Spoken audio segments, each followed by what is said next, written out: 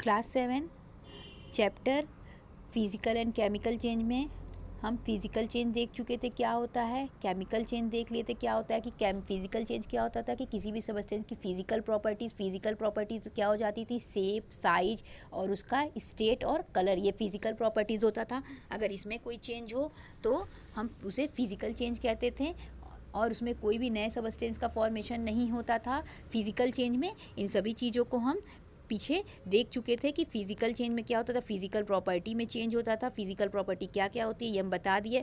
और इस चेंज में क्या होता था, कोई भी नया सब्सटेंस नहीं बनता था और ये प्रॉपर्टी क्या होती थी, रिवर्सिबल होती थी। इसी में हम अब केमिकल चेंज देख रहे थे। केमिकल चेंज में हम रस्ट को देख चुके थे, जंग क्या होता है और जंग का लगना क्या होता है। यानी जब जंग किसी लोहे पे लग जाता है एक नए सब्सटेंस का फॉर्मेशन हो जाता है वहाँ पर, यानी कि लोहे पे जंग लग जाता है, यानी कोई नया सब्सटेंस बन जाता है। इसी में एक मैग्नीशियम वाली एक्टिविटी देखे थे। तो हम मैग्नीशियम के रिबन को जब बर्न कर रहे थे, जला रहे थे, तो हमको मैग्नीशियम ऑक्साइड मिल रहा था और जब इसको पानी में घोल रहे थे तो मैग्नीशियम हाइड्रोक्साइड मिल रहा था। इन सभी चीज़ों को हम देख चुके थे। आज हम एक्टिविटी 6.7 से स्टार्ट करेंगे। तो देखते हैं एक्टिविटी 6.7 में क्या दिया हुआ है। Dissolve about 8 teaspoon of copper sulphate blue vitriol और नीला तोता in a half cup of water in a glass tumbler और ए बिकर। दिया हुआ है कि कॉपर सल्फेट को हम नीला तोता या ब्लू विट्रियोल भी कहते हैं। इसको हमें क्या करना है कि लगभग आधा कप पानी में गिलास में या बाल्टी में हमें इसे लगभग ले लेना है या किसी बीकर में ले लेना है। Add a few drop of dilute sulphuric acid to the solution. उसके बाद जो ये कॉपर सल्फेट वाला हमें सोल्यूशन लिए हैं उसी में हमें क्या करना है, हमें कॉपर सल्फेट लेने के बाद हमें उसमें थोड़ा सा सल्फ्यूरिक एसिड डालना है उस सोल्यूशन में। वो जो सोल्यूशन हमको कॉपर वाला मिला है, कॉपर सल्फेट वाला, हमें जिसमें पानी में कॉपर सल्फेट लेना है, इसी में फिर हमें क्या डालना है, H2SO4 डालना है। H2SO4 क्या है, सल्फ्यूरिक एसिड है। इस बार हमें क्या डालना है, कॉपर सल्फेट में एसिड डालना है। You get A blue coloured solution. तो हमें क्या मिलेगा, एक ब्लू कलर का सॉल्यूशन मिलेगा, जैसा कि डायग्राम में दिया हुआ है कि ये कॉपर सल्फेट है। इसमें हम जैसे ही H2SO4 डाले हैं, H2SO4 मतलब हो गया सल्फ्यूरिक एसिड डाले, तो हमें किस कलर का मिला, ब्लू कलर का मिला। उसके बाद देखते हैं क्या होगा। Save a small sample of the solution in a test tube और ए स्मॉल ग्लास बोतल। उसके बाद क्या करना है, हमें इस सैंपल को सेव कर लेना है, यानी सुरक्षित करके रख लेना है किसी टेस्ट ट्यूब में या किसी छोटे से ग्लास के बॉटल में हमें इसे रख लेना है। ड्रॉप अ नेल और use saving blade into the remaining solution. उसके बाद हम इसे अलग करके रख लेंगे। उसके बाद जो बचा हुआ सोल्यूशन होगा उसमें या तो हम ब्लेड डाल देंगे या तो लोहे की कोई किल डाल देंगे, या तो हम ब्लेड डाल देंगे या अगर लोहे की किल मिल जाएगी, इन दोनों में से जो हमें आसानी से उपलब्ध हो जाएगा उसे हम डाल देंगे। फिर देखिए क्या करना है, वेट फॉर एन आवर और सो। फिर हमें लगभग घंटे भर इंतज़ार करना है, घंटे, 2 घंटे, 2.5 घंटे हमें लगभग इंतज़ार करना है। Observe the colour of solution. उसके बाद कुछ देर बाद क्या करना है कि हमें उस सॉल्यूशन का, जिसमें हम किल डाले थे या ब्लेड डाले थे, उसको देखना है। Compare it with colour of sample solution saved separately. उसके बाद हम क्या किए थे, एक बॉटल में वो सैम्पल सॉल्यूशन रखे थे जो ब्लू कलर का हुआ था, हमको उसको इससे कंपेयर करना है, हमको इससे तुलना करना है। तो अब देखते हैं कि तुलना करने पे हमें क्या पता चल रहा है। Do you see any change in the colour of solution. तो क्या सोल्यूशन जो था हमारा, हमें उसके कलर में कोई चेंजिंग मिल रहा है क्या, हमें इसमें जो हम सेव करके रखे हैं और जिसमें हम वो आयरन का ब्लेड या फिर आयरन का जो नेल डालें, किल डाले हैं, उन दोनों में कोई चेंज मिल रहा है। तो हम डायग्राम में ही देख ले रहे हैं कि हमें क्या हो रहा है, पहले वाला सॉल्यूशन ब्लू कलर का था और दोबारा क्या हो गया, वह ग्रीन कलर का हो गया। तो हमें ये चेंज देखने को मिला कि इसके कलर में चेंज हुआ है। टेक आउट द नेल और ब्लेड। जब फिर उसमें से हमें क्या करना है कि उस नेल को या ब्लेड को उस जो ग्रीन कलर का हो गया था उसमें से बाहर निकाल लेना है। Has it change in any way. तो क्या फिर वो चेंज हो रहा है। The change that you will notice are due to reaction between copper sulphate and iron. तो यह जो पानी का रंग हरा हो गया, ये किसकी वजह से हुआ, ये कॉपर सल्फेट का, मतलब कॉपर सल्फेट जो इसमें लिक्विड था उसके, वो और आयरन आपस में क्या किए, रिएक्ट किए, यानी एक दूसरे से दोनों कोई क्रिया किए, यानी एक दूसरे से दोनों रिएक्शन किए। इसकी वजह से क्या हुआ, इसका कलर चेंज हो गया। The change of the change of colour of the solution from blue to green is due to formation of iron sulphate a new substance. तो ऐसा क्यों हुआ कि ऐसा इसलिए हुआ क्योंकि जब उसका कलर ब्लू से ग्रीन क्यों हुआ, क्योंकि जब हम उसको उसमें रखें तो उसमें क्या हुआ, आयरन सल्फेट का फॉर्मेशन हुआ। कॉपर सल्फेट की जगह क्या बनने लगा, आयरन सल्फेट बनने लगा।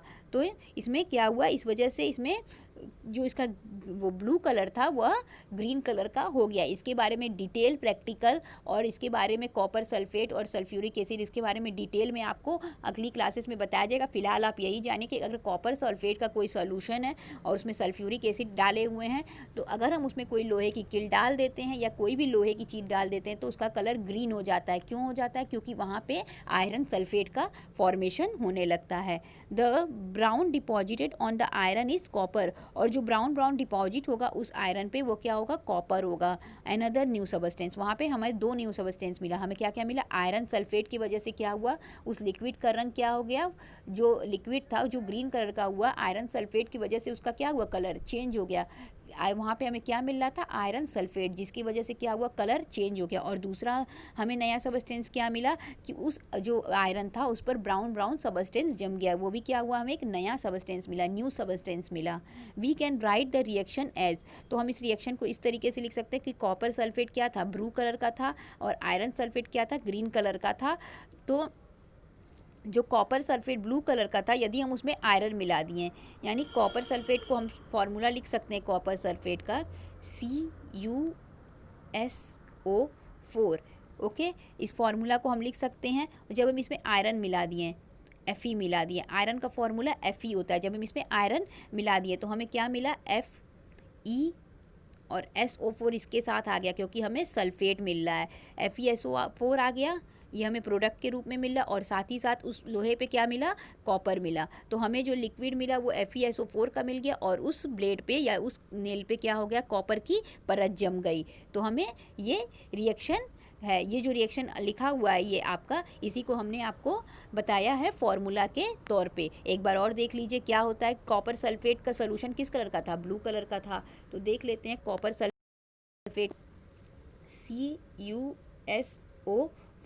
CuSO4 क्या है, कॉपर सल्फेट है, ये किस कलर का था, ये ब्लू कलर का था। ओके, फिर इसमें क्या मिलाया गया, इसमें आयरन मिलाया गया, इसमें आयरन मिलाया गया। आयरन का फॉर्मूला क्या होता है, Fe होता है। आयरन का फॉर्मूला क्या होता है, Fe होता है। तो बदले में हमें क्या मिला, जो आयरन था वो किसके साथ रिएक्ट कर ले रहा है, वो सल्फेट के साथ कर ले रहा है। तो हमें क्या मिलने लग रहा है, FeSO4। ये किस कलर का हो जा रहा है, FeSO4, ये ग्रीन कलर का हो जा रहा है। जो ग्रीन कलर का लिक्विड हुआ है वो हमारा क्या है, यही FeSO4 है। और साथ साथ हमें क्या मिल रहा है, कॉपर मिल रहा है। ये किस कलर का है, ब्राउन कलर का। यही कॉपर हमें अलग से मिल जा रहा है, जो कि ब्राउन कलर का उस लोहे पे या उस ब्लेड पर, उस किल पर जम जाएगा, जो भी लोहा उसमें हम डाले रहेंगे। अब तो हमें इसमें क्या दो नया, तो हमें इसमें नया सबस्टेंस क्या मिला, एक FeSO4 मिल गया, और दूसरा क्या मिल गया, यह कॉपर मिल गया। एक हमें एक की वजह से क्या हुआ, लिक्विड का कलर चेंज होगा, और एक क्या हो गया, उस ब्लेड पे या उस नेल पे जम गया। तो ये एक्टिविटी 6.7 था। अब एक्टिविटी 6.8 देख लेते हैं क्या दिया हुआ है। Take about a teaspoon of vinegar in a test tube. एक टेस्ट ट्यूब में हमें क्या करना है, हमें सिरका लेना है, विनीगर जिसे कहते हैं, जिसका नाम हम सब ने ज़रूर सुना होगा। Add a pinch of baking soda to it, और उसमें क्या करना है, थोड़ा सा बेकिंग सोडा डाल देना है, जो हमें हमारे किचन में आसानी से मिल जाएगा। You would hear a hissing sound and see bubble of gases coming out. तो हमें क्या होगा, वहाँ पे हमें बबल जैसा आता हुआ दिखाई देगा। जैसे कभी कभी क्या होता है कि हम इनो को अगर पानी में डालते हैं तो उसमें से क्या होने लगता है, कुछ हल्की सी आवाज़ आती है और थोड़ा थोड़ा बबल उसमें ऊपर उठने लगता है, बुलबुला। सेम वही प्रोसेस यहाँ पर भी होगा। Pass this gas through freshly prepared lime water as shown in figure 6.5। जैसा कि फिगर 6.5 में दिया हुआ है कि हम इसको किस में पास कराएंगे, चूने के पानी में पास कराएंगे। हम इसको किस में पास करा रहे हैं, इस बार चूने के पानी में पास करा रहे हैं, जैसा कि फिगर 6.5 में हमें दर्शाया गया है। What happens to the lime water, तो लाइम वाटर के साथ क्या होगा, तो इस बार लाइम वाटर के साथ क्या होगा, चूने के पानी के साथ क्या होगा। The change in the test tube is as follow, तो जो चेंज है वो इस तरीके से होगा। विनीगर क्या होता है, विनीगर बताए थे कि एसिटिक एसिड होता है, और उसमें हम क्या मिला दे रहे हैं, इसमें इसी में हम क्या लिए हैं, विनीगर, सिरका लिए हैं, और इसी में हम क्या मिला दिए हैं, बेकिंग सोडा मिला दिए हैं। बेकिंग सोडा मिलाने के बाद से क्या हुआ है, इसको हम क्या किए हैं, इसमें पास कराए हैं, यानी इसको हम इसमें भेजे हैं। इसमें क्या था, इसमें चूने का पानी था, चूने का पानी था इसमें, ठीक है, तो हम इसमें भेजे हैं। तो यहाँ पे क्या बनने लगेगा, कार्बन डाइऑक्साइड बनने लगेगा, और भी बाकी कुछ सबस्टेंस बनेगा, लेकिन और यहाँ पे मेन क्या बनने लगेगा, कार्बन डाइऑक्साइड मिलेगा। तो हम क्या के लिए, हम सिरके और बेकिंग पाउडर को दोनों को आपस में ले लिए हैं, तो उसमें से बबल उठने लगेगा। फिर उसको हम क्या किए, चूने के पानी में पास करा दिए हैं, लाइम वाटर में। तो उसमें से क्या निकलने लगेगा, कार्बन डाइऑक्साइड गैस निकलने लगेगा। तो कार्बन डाइऑक्साइड गैस यहाँ पे निकलने लगेगा। ओके, अब यहाँ पे देख लीजिए, तो यहाँ पे कार्बन डाइऑक्साइड गैस निकलने लगेगा, क्या हो जाएगा, CO2। कार्बन डाइऑक्साइड का फॉर्मूला CO2 होता है, और साथ ही साथ लाइम वाटर का फॉर्मूला क्या होता है, जिसे कैल्शियम हाइड्रोक्साइड कहते हैं, Ca। तो क्या हो जाएगा, यहाँ पे क्या हमें मिलने लगेगा, carbon dioxide. Okay, carbon dioxide मिलेगा, साथ ही साथ क्या रहेगा, लाइम वाटर रहेगा। लाइम वाटर में मिक्स कर रहे हैं, तो CaOH का होल ट्वाइस ले लेंगे, ये उसका फॉर्मूला होता है। ओके, ट्वाइस मतलब 2 ले लेंगे, तो हमको बदले में क्या मिल रहा है, कैल्शियम कार्बोनेट, CaCO3 मिल रहा है। कैल्शियम Ca ले लिए यहाँ से हम, और CO3, तो CO कितना है यहाँ पे, CO2 था, और एक यहाँ से ले लेंगे तो क्या हो जाएगा, यहाँ से ले लेंगे एक और हो जाएगा, तो 3 हो जाएगा। तो CO2 प्लस CaOH का होल ट्वाइस ले लेंगे। इसके साथ क्या मिला रहे हैं हम, इसमें हमें क्या मिला, कैल्शियम कार्बोनेट मिला, और साथ ही साथ हमें वाटर मिला। ओके, वाटर मतलब H2O मिला, हमें पानी मिला। When carbon dioxide is pass through lime water, जब कार्बन डाइऑक्साइड को हम लाइम वाटर में पास किए, यानी यहाँ पे क्या बन रहा था, कार्बन डाइऑक्साइड बन रहा था, उसको जब क्या हुआ, इसमें पास हुआ, इसमें हम भेजे, कैल्शियम कार्बोनेट इज फॉर्म, तो क्या मिलने लगा, हमें कैल्शियम कार्बोनेट मिलने लगा, कैल्शियम कार्बोनेट हमें बदले में मिलने लगा। Which makes lime water milky, जिसकी वजह से लाइम चूने का पानी क्या हो गया, दूधिया हो गया, यानी दूध के रंग का हो गया। The turning of lime water into milky is an standard test of carbon dioxide. ये क्या है, एक कार्बन डाइऑक्साइड को नापने का मानक तरीका है, यानी कार्बन डाइऑक्साइड की उसमें है या नहीं, इसको पहचानने का तरीका है। क्योंकि जैसे ही हम बेकिंग सोडा और विनीगर के सॉल्यूशन को उस लाइम वाटर में पास करवाएं, वहाँ पे क्या होने लगा, कार्बन डाइऑक्साइड बनने लगा, और जो चूने का पानी था वह दूधिया हो गया। You will use it in the chapter 10 to show that air we can breathe out in rich in carbon dioxide. इसके बारे में हम चैप्टर 10 में देखेंगे कि जो हम जिस एयर में हम ब्रीथ करते हैं, breathe out is rich in carbon dioxide, जिस एयर में जो हम अपने शरीर से बाहर निकालते हैं वो क्या होता है, कार्बन डाइऑक्साइड गैस होता है, जो कि चैप्टर 10 है। इसके बारे में हम चैप्टर 10 में डिटेल में पढ़ेंगे। फिलहाल हम चैप्टर 10 के बारे में जब पढ़ेंगे तब हम वहाँ देखेंगे। तो एक्टिविटी 6.6 से लेके 6.8 के बीच में हमने क्या देखा कि ईच चेंज वन और more new substance are form, प्रत्येक चेंज में क्या हो रहा था, एक नया सबस्टेंस बन रहा था। तो activity 6.6 the S was the new substance form by magnesium बर्nt in the air. तो एक्टिविटी 6.6 में क्या हो रहा था कि जो वहाँ पे राख था वह एक नया सबस्टेंस बन रहा था जब हम मैग्नीशियम को हवा में जला रहे थे। और activity 6.7 the copper sulphate with iron produce iron sulphate and copper, जब हम क्या कर रहे थे, कॉपर सल्फेट को आयरन के साथ रिएक्ट करा रहे थे, तो हमको वहाँ पे आयरन सल्फेट और साथ ही साथ हमें कॉपर मिल रहा था, जो कि कलर चेंज हो रहा था ब्लू से ग्रीन, जो हम प्रैक्टिकल देखे थे जिसमें ब्लेड के ऊपर ब्राउन कलर का सबस्टेंस जम जा रहा था। इस प्रैक्टिकल को अभी हम थोड़ी देर पहले देखे थे एक्टिविटीज़ को। Copper was deposited on the saving blade of iron, जो कॉपर क्या था, जो सेविंग ब्लेड होता है उसके ऊपर जम जा रहा था। और इन एक्टिविटी 6.8 इसी क्रम में हम एक्टिविटी 6.8 ये देखे कि vinegar and baking soda together produce carbon dioxide. तो जैसे ही हम क्या कर रहे थे, विनीगर को यानी सिरके को और बेकिंग सोडा को जैसे ही हम मिला रहे थे तो क्या हो रहा था, कार्बन डाइऑक्साइड बनने लग रहा था। विच टर्न लाइम वाटर मिल्की, जिसकी वजह से चूने का पानी क्या हो जा रहा था, दूधिया हो जा रहा था, यानी दूध के कलर का हो जा रहा था।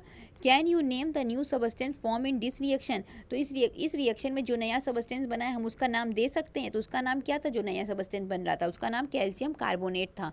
The change in which one और more new substance are formed is called chemical change, तो वह चेंज जिसमें एक या एक से अधिक नया सबस्टेंस बन जाए उसे क्या कहेंगे, केमिकल चेंज। और फिजिकल चेंज में क्या होता था, कोई नया सबस्टेंस का फॉर्मेशन नहीं होता था, हम इन सभी एक्टिविटीज़ से देख लिए कि इसमें नया सबस्टेंस बन रहा था, जबकि फिजिकल चेंज में कोई नया सबस्टेंस नहीं बन रहा है। हम उसके लिए भी कई सारी एक्टिविटीज़ को देखे थे। एक chemical change is also called chemical reaction. एक केमिकल चेंज को केमिकल रिएक्शन भी कहते हैं। Chemical change are very important in our life. Chemical change हमारी लाइफ के लिए काफ़ी इम्पॉर्टेंट है। All new substance are formed as a result of chemical change. जितने भी नए सबस्टेंस का फॉर्मेशन होता है वह केमिकल चेंज का ही उदाहरण है या केमिकल चेंज की ही देन है। फॉर एग्जांपल, जैसे कि एग्जांपल दिया हुआ है digestion of food in our body, खाने का पचना हमारे शरीर में, राइपनिंग ऑफ फ्रूट्स, फलों का पकना, फर्मेंटेशन ऑफ ग्रेप्स, किसी तरह गर्व का फर्मेंटेशन होना, happens due to series of chemical change. ये किसकी वजह से होता है? केमिकल चेंज के ही वजह से। केमिकल चेंज की वजह से ही क्या होता है? नया सबस्टेंस बन जाएगा, कच्चा फल पक जाएगा, हमारा खाना पच जाएगा। ये सभी किसकी वजह से होता है? ये सभी होता है केमिकल चेंज की वजह से। A medicine is the end product of chain of chemical reaction. एक मेडिसिन जो होता है, एक दवाई होता है, वो एंड प्रोडक्ट होता है, यानी आखिरी प्रोडक्ट होता है केमिकल रिएक्शन का। केमिकल रिएक्शन का आखिरी प्रोडक्ट होता है वो मेडिसिन होता है। Useful new material such as, कई सारे यूजफुल मटेरियल होते हैं जैसे कि प्लास्टिक हो गया and detergent are produce by chemical reaction. जो प्लास्टिक हो गया, डिटर्जेंट हो गया, जो डिटर्जेंट पाउडर हम कपड़े धोने के लिए यूज़ करते हैं, या डिटर्जेंट सोप होता है, ये सभी क्या होते हैं? ये सभी न्यू सबस्टेंस होते हैं जो कि हमें केमिकल रिएक्शन से मिलते हैं। Indeed every new material is discovered by studying chemical changes. जितने भी, यहाँ तक कि जितने भी नए मटेरियल हमें मिलते हैं वो किसी न किसी तरह से केमिकल चेंज करने पर ही मिलते हैं। We have seen that one or more new substance are produced in chemical change। हम केमिकल चेंज में ऐसा देखते हैं कि उसमें एक से ज़्यादा नए सबस्टेंस का फॉर्मेशन होता है, एक से ज़्यादा नए सबस्टेंस बनते हैं। In addition to new product the following may accompany change, एक केमिकल चेंज। तो जब भी नया सबस्टेंस कोई बनना होता है तो केमिकल चेंज में कुछ बदलाव होते हैं, उसे पॉइंट वाइज देख लेते हैं। सबसे पहला दिया heat, light and any other radiation ultraviolet for example may be off और एब्जॉर्ब। तो क्या होता है? हीट, लाइट, हीट मतलब उष्मा हो गई, गर्मी हो गई, उजाला हो गया, लाइट मतलब, और कोई अदर रेडिएशन जैसे कि अल्ट्रा वायलेट रेडिएशन एग्जाम्पल के लिए दिया हुआ है। मे बी गिवन ऑफ और एब्जॉर्ब, वो क्या होता है? दिया जाता है या तो उसको एब्जॉर्ब करा जाता है।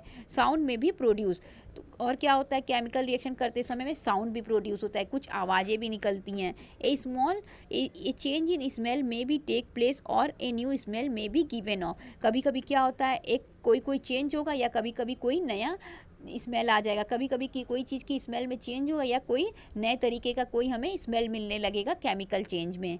एक कलर में चेंज टेक प्लेस, और साथ ही साथ कलर भी चेंज हो सकता है केमिकल चेंज में। एक गैस में भी फॉर्म्ड, और साथ ही साथ कुछ गैस भी बनने लग सकते हैं। तो हम केमिकल चेंज करते हैं तो कुछ इस तरीके का भी चेंज हो सकता है कि हमें कोई हीट मिल जाए, कोई नई तरीके की रेडिएशन मिल जाए, हीट मिल जाए, या तो वो एब्जॉर्ब कर रही हो या तो वो बाहर निकल रही हो। उसके केमिकल रिएक्शन करने में कुछ साउंड भी प्रोड्यूस होता है। केमिकल रिएक्शन में कुछ नए तरीके की स्मेल भी आती है और कुछ नए तरीके का स्मेल निकलता भी है। एक कलर में भी कुछ पे चेंजिंग होता है और साथ ही साथ कोई नई तरीके की गैस का भी फॉर्मेशन होता है केमिकल चेंज में। Thank you. इसके आगे हम नेक्स्ट वीडियो में देखेंगे।